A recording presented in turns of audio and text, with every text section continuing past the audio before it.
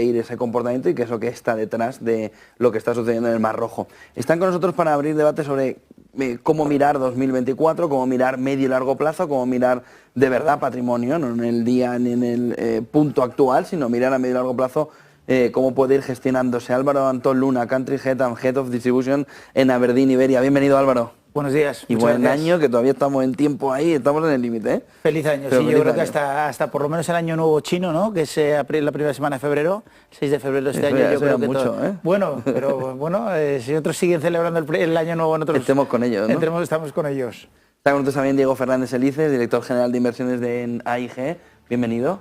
Buenos días, muchas gracias. Feliz año también. Y Luis Merino González, director en renta fija y fondos mixtos de Santa Lucía Asset Management. Luis, bienvenido, buenos días. Muy buenos días. Feliz año también. Igualmente. Álvaro, ¿cuál es la fotografía del mercado? ¿Qué perspectivas ofrece el 24? ¿Cómo lo veis en Aberdeen? Bueno, yo creo que hay que situar primero lo que pasó en 2023, donde vemos que es un mercado claramente en tres partes. El primero, diríamos que son los 7 magníficos y ese FOMO, ¿no? Fear of missing out, el miedo al no estar en la inteligencia artificial. Después, en una segunda parte, ese higher for longer en los tipos de interés. Y en tercer lugar, ese rally navideño de todo tipo de activos, tanto de renta variable como renta fija, con una caída de la inflación, de datos de inflación y una perspectiva de menores tipos. En 2024, ¿qué vemos? Desde nuestro punto de vista, desde el punto de vista de Aberdeen, un soft landing y estímulos de los bancos centrales. De hecho, lo hemos llamado a invertir en época de recortes de tipos de interés, donde la inflación va a estar mucho más controlada. Los recortes de tipos nosotros, mientras que el mercado los ve ya en marzo, nosotros los vemos un poco más tardíos, ya siendo en mayo o aproximadamente junio, y donde va a haber riesgos claros de inflación que van a verse determinados fundamentalmente por esa incertidumbre política, guerras, fletes, etcétera, etcétera, que es lo que más es decir, algo de rebote también inflacionario. Podría haber un poco de rebote inflacionario desde nuestro punto de vista, sí. ¿Diego? Bueno, yo veo parecido, ¿no? Quizás la sorpresa, nosotros el último informe de estrategia que escribíamos lo titulamos Hasta que el consumidor se consuma, ¿no? Y es un poco la sensación, es la recesión más avisada de la historia, parece que el ciclo está aguantando mucho más de lo que la mayoría pensábamos y lo que hemos visto en 2023 pues ha sido un poco llamativo, quizás no ha sido una economía posiblemente mucho mejor de lo que la mayoría o algo mejor de lo que la mayoría esperábamos, diría muy resiliente, unos mercados en cierto estado de complacencia, dando por hecho que bueno, la combinación, que vamos a seguir en el mundo perfecto, ¿no? La combinación de tipos al alza, pero con crecimiento, eso creemos que no es posible, ¿no? Entonces, para mí el 24 será el año probablemente de la normalización y simplemente un pequeño recordatorio de que los ciclos existen. No va a pasar nada grave, el consumidor está muy fuerte, no esperamos ningún descalabro económico, pero sí una ralentización fuerte o que finalmente llegue la tan avisada recesión, que cuando analizamos los factores por los que no ha llegado este año, llegamos a la conclusión de que la mayoría se han pospuesto, no se han eliminado, y por lo tanto, bueno, pues hay que quizás purgar determinados excesos en algunos activos, pero desde luego el punto de partida, si nos olvidamos de los últimos meses, este 1 de enero creo que hemos tenido el mejor punto de partida para construir carteras que hemos tenido en muchos años. Por supuesto, 3 meses antes podría haber sido un poquito mejor, pero la realidad es que estamos en un sitio muy bueno para construir carteras, a pesar de que, desde luego, la estanflación hoy es más posible que nunca. ¿Luis? Sí, bueno, 2024 empieza pues con un año 2023 de transición. Venimos de las resacas de subidas de tipos de interés de 2022, con un impacto muy potente todavía en los primeros meses del 23, con la crisis bancaria, Silicon Valley y demás, y luego acabamos el año 23 con noviembre y diciembre, que probablemente sean en agregado pues uno de los mejores meses, por lo menos en muchos años.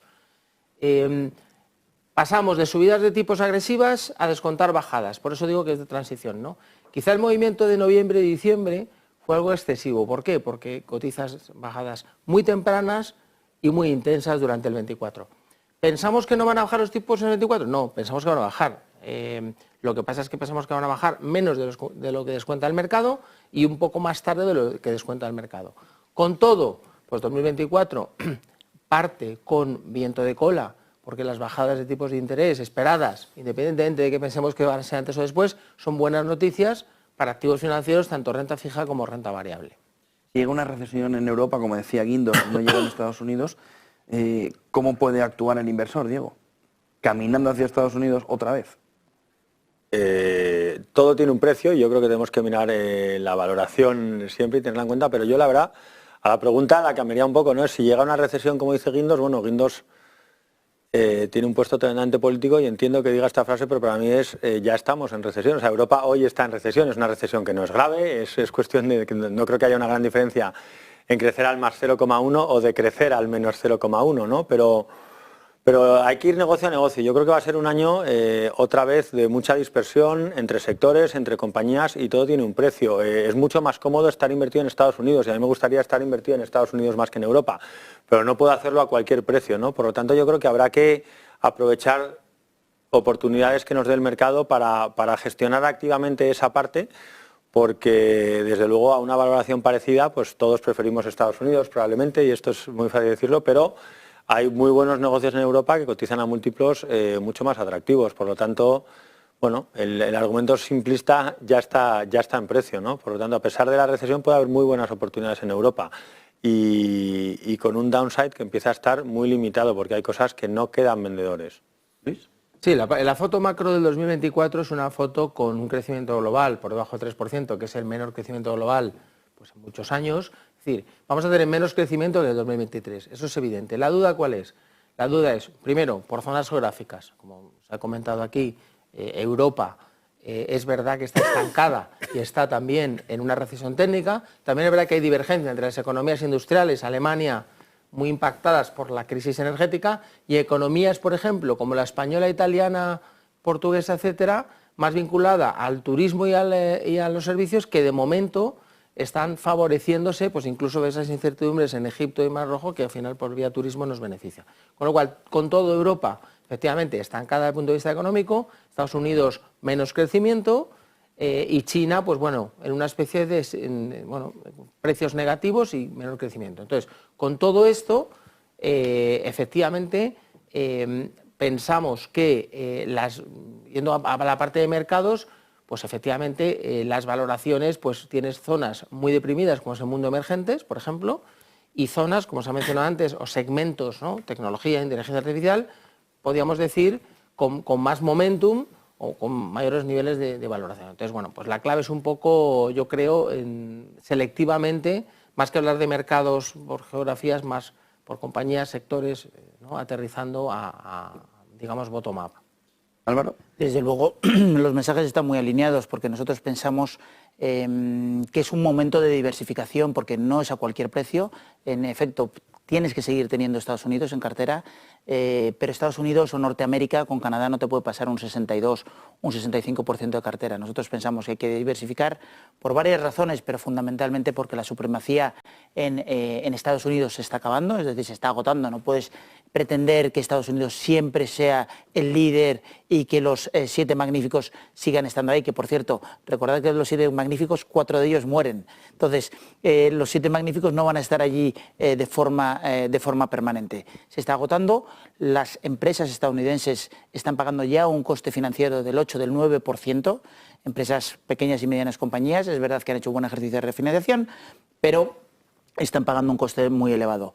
Todo lo que ha mantenido a Estados Unidos, que ha sido la tasa de ahorro fundamentalmente y la capacidad laboral que tenía Estados Unidos, eso también se está agotando. Y por otro lado, lo que sí que estamos viendo es que hay otras partes del mundo que, bueno, no es que, aparte de que estén deprimidos por noticias negativas, como son los emergentes, lo que sí vemos es que los fundamentales están ahí.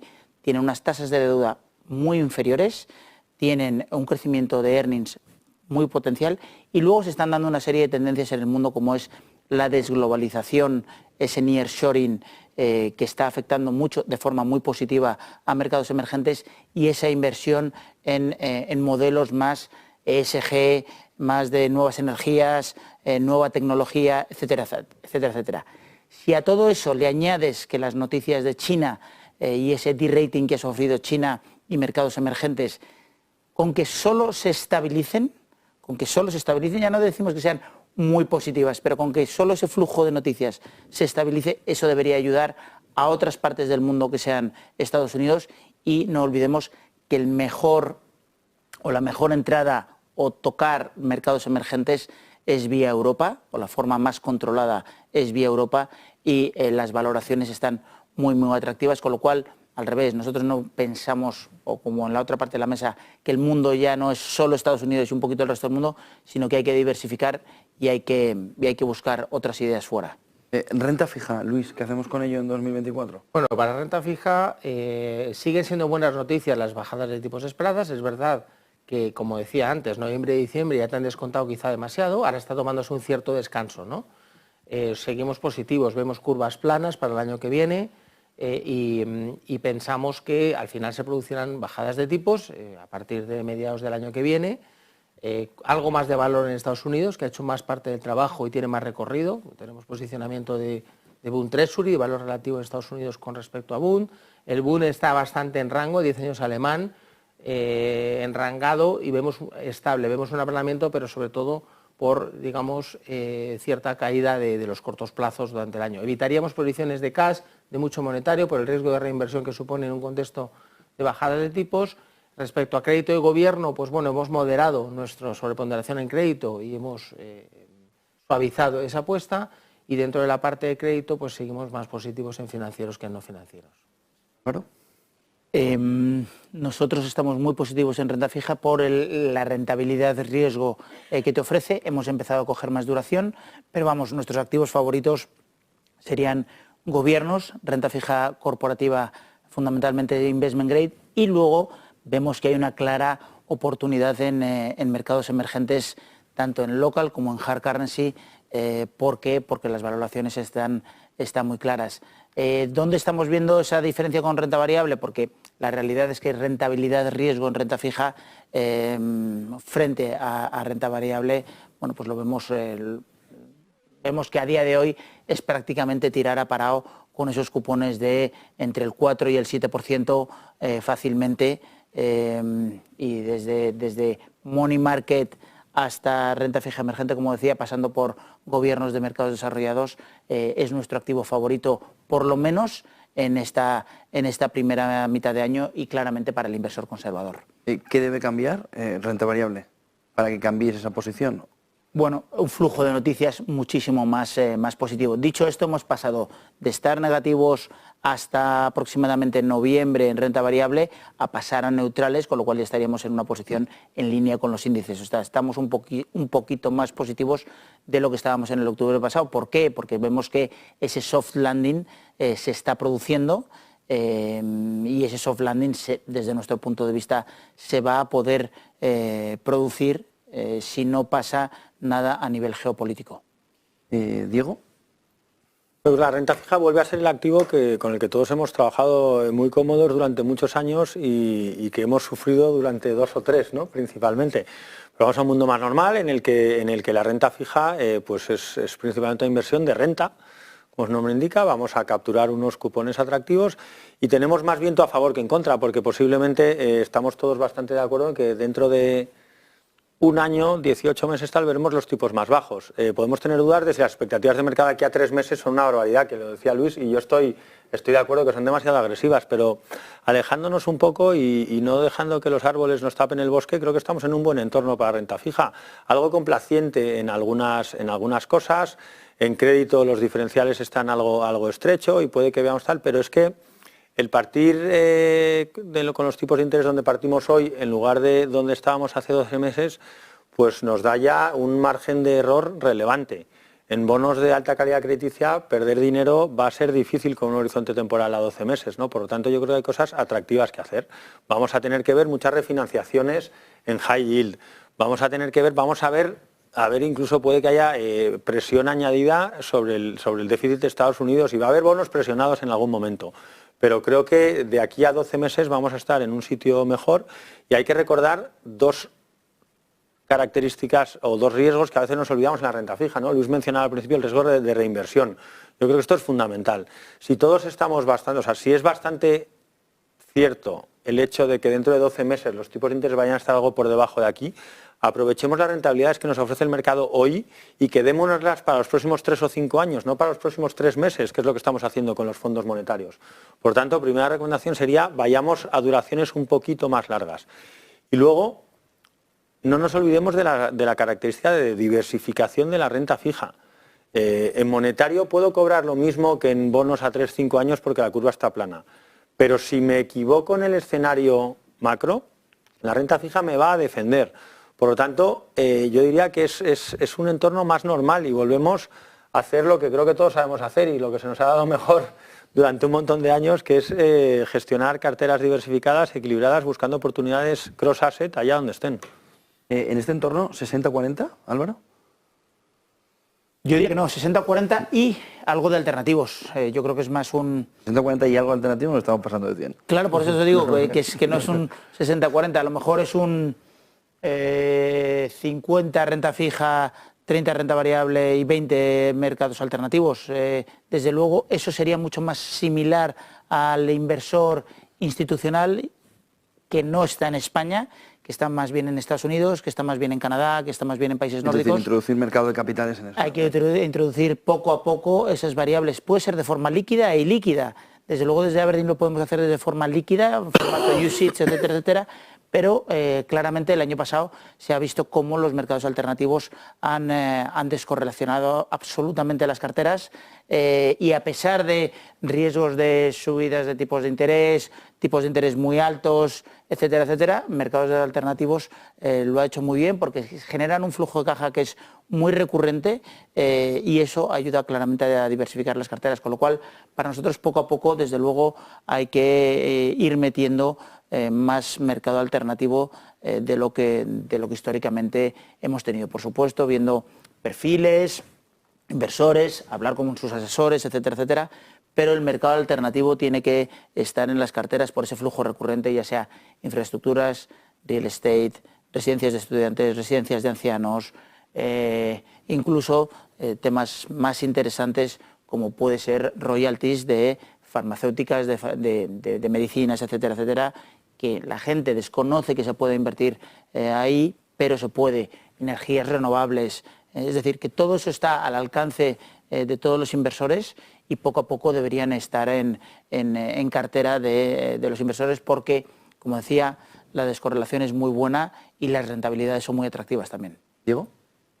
Bueno, estoy muy de acuerdo. Lo que pasa es que mercados privados, me gusta más casi llamarlo mercados privados que alternativos, ¿no? Porque hay cosas que son más alternativas que otras y alternativo a mí me cuesta definirlo, ¿no? Pero mercados privados o sea, están ahí disponibles y podemos utilizarlos y creo que nos dan entrada a inversiones que no podemos hacer en mercados públicos. Entonces yo creo que es muy atractivo algunas cosas que decía Álvaro, como poder tener una infraestructura física y activos reales que en determinados entornos de inflación pues pueden todavía ayudarnos mucho, pero también hay algunas temáticas de inversión que son ideas quizás mucho más agresivas y con un potencial de rentabilidad más alto, aunque mayor riesgo asociado, como puede ser, por ejemplo, transición energética. Bueno, pues hay temáticas de las que posiblemente todos veamos muy claras, pero que no son fáciles jugar a través de la bolsa. No quiero decir ninguna compañía para que no suene mal, pero pues las grandes utilities tienen exposición a transición energética. Bueno, pues un poquito. Pero no son un trade muy puro, ¿no? Por lo tanto, pues ahí se pueden utilizar fondos de venture capital. En deuda privada podemos diferenciar y buscar un tipo diferente de compañías si salimos de los mercados privados tal, pero yo quiero insistir en la liquidez de las carteras. Creo que hay que tener una parte no líquida, pero estamos en un momento de transición regulatoria muy relevante en el que a los nuevos partícipes de los mercados privados les recomendaría prudencia. La liquidez es una cosa que no vale nada hasta que tiende a valer prácticamente infinito y por lo tanto no nos enamoremos excesivamente de idea tras idea de todo lo que nos propongan en mercados privados, sino que vayamos poco a poco construyendo un programa de inversión organizado que nos lleve en los próximos 3, 5, 6, 7 años tener exposición a lo que queremos tener para los próximos 20. Pero hagámoslo paso a paso. Luis. Sí, bueno, yo el tema de 60-40 pues me depende, ¿no? Del perfil de inversor. Quizá para un inversor que tolere riesgo, quizá yo ahora estaría más 50-50, pero bueno, estoy de acuerdo que los activos privados, versión alternativa, tiene que tener una cabida en inversores a largo plazo, inversores que no primen tanto la liquidez en sus productos, mundo seguros, mundo pensiones, más que a lo mejor en fondos de inversión. Y sí centraría un poco en estilo, pues centrándose en la calidad, no tanto en áreas geográficas como he dicho antes, sino compañías, marcas reconocidas, compañías con posición predominante, con ciertas barreras de entrada y donde ahí estamos, seguimos cómodos, ¿no? Entonces, bueno, la clave como siempre, diversificación y bueno, pues ajustarse a cada perfil, lógicamente. Para terminar, Álvaro, y os paso a los tres una última cuestión. Venimos de un fin de semana electoral en Taiwán, hay elecciones presidenciales en noviembre, hoy está el caucus en Iowa. ¿Qué asuntos creéis que pueden ser claves en este 2024 que los mercados van a tener que vigilar? Elecciones, hay 70 en todo el mundo. ¿Dónde hay que mirar? ¿Dónde debe mirar también el inversor colateralmente ahí por el rabillo del ojo? Bueno, el tema geopolítico no solo lo decimos nosotros, sino que nosotros realizamos una encuesta a todos los inversores y a día de hoy es lo que más le preocupa a los gestores de fondos, gestores asset managers, gestores de renta fija, gestoras en general. El tema geopolítico es el que más preocupa, pero como tú decías, este año van a elecciones India, México, Taiwán, Estados Unidos, Europa, Reino Unido, es decir, que al final me recuerda mucho al año 2015, en donde la mitad de la población mundial iba a elecciones y bueno, a lo mejor es un año donde hay que mirar atrás en el 2015 porque la geopolítica va a ser muy importante, va a ser muy importante cómo van a afectar esa geopolítica, esas guerras, esa inflación, esos fletes y aquellos factores que están haciendo que esa inflación bueno, pues esté afectando como está afectando a los mercados. Y luego cómo los bancos centrales, tanto en mercados desarrollados como en mercados emergentes, porque también hay que ver que en esos estímulos que no hemos comentado antes, esos estímulos de mercados emergentes, cómo van a afectar a mercados emergentes, que desde nuestro punto de vista va a ser positivo. También hay que fijarse mucho en el dólar. Vamos a ver cómo juega esa preponderancia de dólar, que lleva muchos años muy fuerte. Vamos a ver qué pasa con esos recortes de tipos y cómo afecta ese dólar a los mercados emergentes, ese nearshoring, es decir, hay muchos temas, hay muchísimos temas globales y esos temas, como ves, son generalmente geopolíticos, están un poco fuera de ese escenario habitual de mercado. Y bueno, yo seguro que mis compañeros empiezan a hablar de defaults, empezamos a hablar de morosidad y ahí vamos a ver cómo se produce ese soft landing o no conforme vayan presentando resultados las compañías que empezaron el viernes y tenemos ahora temporada de resultados, pero donde ya se está empezando a ver y a olisquear un poco de bajadas con respecto al año pasado. He tocado muchos temas, a lo mejor mis compañeros tienen el foco en alguno más, pero desde luego hay muchos temas este año. No, para mí el foco va a ser la inflación. Todos los temas geopolíticos, yo como digo, van a ser importantes seguro, pero los que puedan afectar más al mercado son con los que no contemos hoy. Yo en los temas electorales, la verdad es que creo que ya hemos visto desde hace muchos años que no hay que darles gran importancia porque no todos los políticos tienen la capacidad de impacto que a veces pensamos y el mundo va dirigido de determinada manera. Sí debemos mirar en largo plazo y centrar en derivadas de política fiscal y política monetaria, que las tiene, posiblemente más perdida la inocencia de creer en la independencia de los bancos centrales, ¿no? Y al final posiblemente vaya mucho de la mano. Pero la realidad es que en temas electorales es que no sabemos cómo va a terminar, pero es que no sabemos cómo va a actuar el mercado, incluso aunque nos dieran el resultado, ¿no? Y creo que hemos visto varios ejemplos, por lo tanto creo que es mejor no darles demasiada importancia. Y para mí sí la clave, quizás si tuviera que quedarme con un punto, son políticas fiscales, porque al final el mercado ha aguantado hasta donde ha aguantado, en mi opinión, porque las políticas fiscales han contrabalanceado absolutamente las restricciones monetarias. ¿Qué va a pasar con estas políticas fiscales? Posiblemente no podemos ir a un entorno restrictivo en periodo electoral, pero sí que la aportación marginal debería ir siendo menor. Por lo tanto, si me quedara con dos son eso, políticas fiscales y expectativas de beneficios, que esto es como siempre. Pero quizás, para mí el mensaje que choca hoy más del mercado es economías desarrolladas o Estados Unidos crece al 1% el año que viene y los beneficios crecen al 12%, ¿no? Bueno, pues alguna de esas dos cosas posiblemente no sea así. Luis. Sí, yo creo que las políticas monetarias diría que es la variable clave, lógicamente basadas en inflación, ¿no? Ese excesivo optimismo respecto a que vamos a ir la última milla del 3 al 2%, que se habla ahora, pues no va a ser tan lineal. Y lógicamente todos los temas geopolíticos, siendo muy importantes, lógicamente, la importancia es el impacto que tiene la inflación, ¿no? El efecto base hasta ahora te ha ayudado en los últimos 12 meses, pero a partir de ahora no te va a ayudar. ¿Por qué? Porque todas las medidas extraordinarias de post-COVID, IVA reducidos, tarifas reducidas, eso desaparece en enero, ya tienes ahí un poquito de cierto viento de cara, y luego tienes toda la tensión que hemos hablado del Mar Rojo, que son ramificaciones de un mismo conflicto, ¿no? De Gaza, etcétera, pero que ahora se traslada a una zona que afecta al comercio mundial, que afecta a lo que es el tránsito marítimo y puede encarecer, lógicamente, ¿no? Pasar por el Cabo de Buena Esperanza, pues son 15-20 días más y encareces entre 50 y 60% ese trayecto. Entonces, eso al final. Dicho esto, esperamos que al final la inflación llegará al 2%, pero en el camino puedes tener algo más de ruido de lo que espera el mercado. Y luego temas, pues, como es la ciberseguridad, la inteligencia artificial, que va liderando ciertos sectores, ciertos motores de la bolsa que se ha comentado antes, y bueno, las elecciones lógicamente te meten ruido y te pueden tensionar digamos, ese comercio internacional, ¿no? O sea, las elecciones en Estados Unidos, pues si gana Trump, que no lo sabemos, pero pues lógicamente volveremos a hablar de guerra comercial con China. Entonces, todas las ramificaciones van al mismo sitio, oye, ¿vamos a un modelo de globalización o estamos en un modelo de desglobalización y de bloques? ¿No? Eso es un poco lo que este año pues, se va a ir discutiendo. Muchísimas gracias, Luis, Diego, Álvaro, por acompañarnos en este inicio de semana. Buena semana, buen día, buen negocio a los tres. Buen negocio. Muchas gracias. Pequeña pausa y seguimos analizando.